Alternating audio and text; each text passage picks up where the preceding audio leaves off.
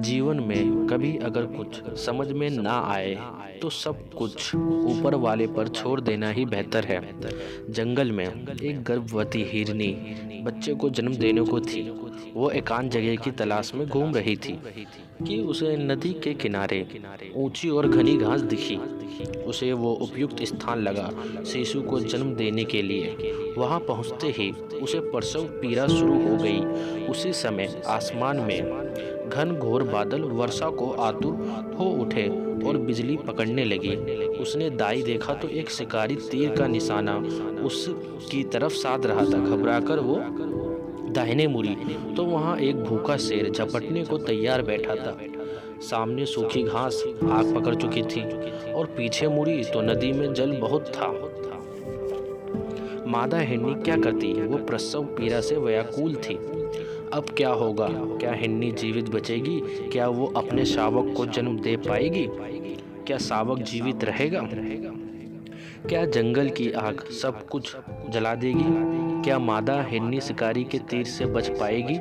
क्या मादा हिरनी भूखे शेर का भोजन बनेगी? वो एक तरफ आग से घिरी है और पीछे नदी है।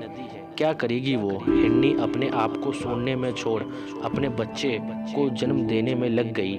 कुदरत का करिश्मा देखिए, बिजली चमकी और तीर छोड़ते हुए शिकारी की आंख चौंधिया गई। उसका तीर हिरनी के पास से गुजरते शेर की आंख में जा लगा। शेर दहाड़ता हुआ इधर उधर भागने लगा और शिकारी शेर को घायल जानकर भाग गया। घनघोर बारिश शुरू हो गई और जंगल की आग बुझ गई। हिरनी ने शावक को जन्म दिया।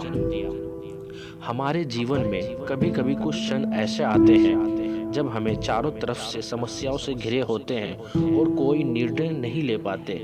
तब सब कुछ नियति के हाथों सौंपकर अपने उत्तरदायित्व व प्राथमिकता पर ध्यान केंद्रित करना चाहिए। यश अपयश हार जीत जीवन मृत्यु का अंतिम निर्णय मालिक करता है। हम उस पर विश्वास कर उसके निर्णय का सम्मान करना चाहिए।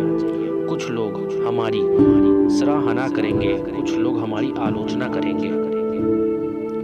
दोनों ही मामलों में हम फायदे में हैं। एक हमें प्रेरित करेगा और दूसरा हमारे भीतर सुधार लाएगा। वीडियो अच्छी लगी तो वीडियो को लाइक कर दे, चैनल को सब्सक्राइब कर दे।